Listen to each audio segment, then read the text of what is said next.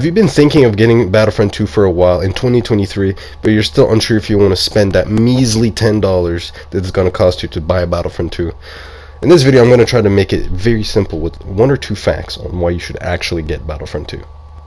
First off, if you're a Star Wars fans, you're immediately going to enjoy this game. I don't care if you're a prequels fans, sequels fans, which you're gay if you are, or original trilogy fan.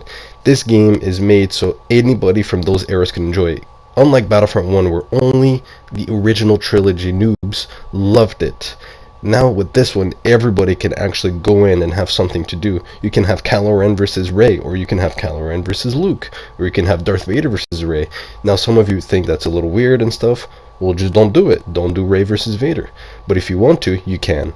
So that's one of the things that was really great about this game, is that when it launched, that was the main promotional aspect of it, is that it was cross-era. And that was a massive thing, and it still is. It's very interesting. So that's one of those things. I could go into a lot of things, but if you look at it from an outside perspective and you're like, wow, I can do this? Yes, you can, and it's great. I don't regret it. Second reason why is the replayability factor of this game is unlike any other. First of all, its replayability is amazing. There's quite a bit of game modes that you can play on, and they all have great replayability. Yes, I do find the game boring now and then, but you got to take in consideration I still find it a little bit boring after playing it for 5 or 6 years. So it's going to take you about the same amount of time for you to actually start and say, wow, this game is really getting boring. Because even then, I still play this game quite a bit. It's very fun, and I don't find it that boring. But yes, replayability is a great aspect on this game. But not just that.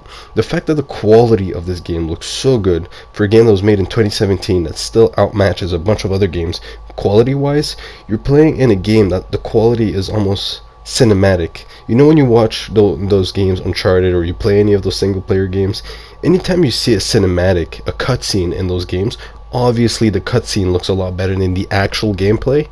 Imagine if the cutscene quality was your gameplay. That's Battlefront 2's gameplay. It's beautiful, and we're really fortunate to have the quality of this game, because honestly, if you look at many other games, especially for this era, now you might tell me 2023 the games look better. Even if this game was posted in 2023, it would still outmatch so many quality of other games. It's insane.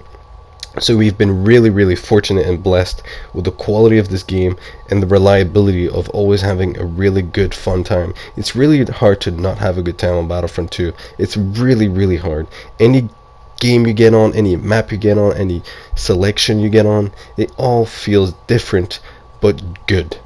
You can play Ewok Hunt, which is my personal least favorite game mode, and it's still so much fun.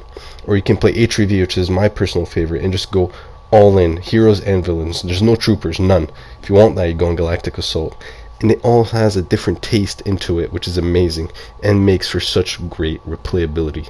You'll never be complaining about the quality of this game. You never will. You will only be able to praise it, and that's a big thing. The reason why I'm only saying that and the fact that it's cross-era is because these are, in my opinion, some of the most important things about this game, is that the quality is so good, and the replayability and the cross-era aspect of that makes for such an enjoyable game for countless hours. That's why you get people like Gamble Fiction who plays this game for like 12 hours. Now, I'm not praising that, as you shouldn't play a game for 12 hours straight, in my opinion, but the fact that you can shows that this game is at least, replayability for a day is insane. So I think that's two good enough points to at least make you want to put your credit card details on Steam and actually make you want to buy Battlefront 2 for $10, which is absolutely nothing. I would have said that if you were on PlayStation 4 you could get Kusa, but unfortunately that has ended. But if you're not convinced by this, I don't know how else to convince you. Obviously there's a lot more talking points that I can think of, but I think these are two very general talking points and very important talking points. So I hope that clears it up for you, and I hope you can show this to someone who doesn't have Battlefront 2. It's really rare that somebody doesn't, or hasn't heard of it, or hasn't gotten it for free at this point, but in case they haven't and you want them to play with you, you might as well show them this.